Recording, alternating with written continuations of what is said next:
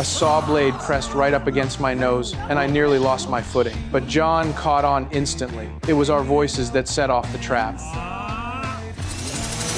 This whole thing was voice activated, which meant, as long as we stayed under the sensor's threshold, we could get through without a scratch. To make up for what I'd just done, I was the first one to step into that room. I held my breath, moved through as carefully as I could, and pushed open the door on the other side. It worked, and the others followed one by one. But when David stepped through the main door, he suddenly froze up like something was wrong. The old man felt it immediately. Sure enough, a second later, David's shoe slipped right off his foot.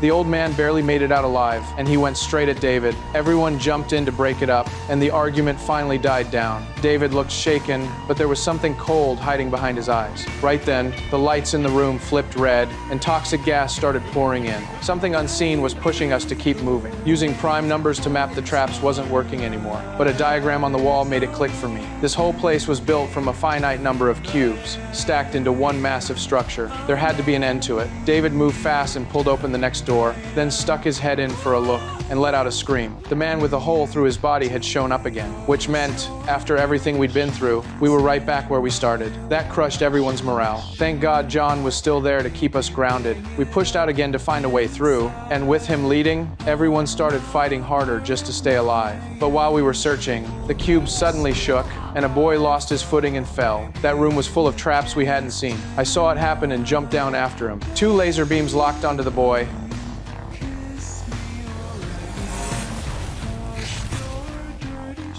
and I watched them swing back toward us. I threw myself in front of him without thinking. At the last possible second, John pulled us both out,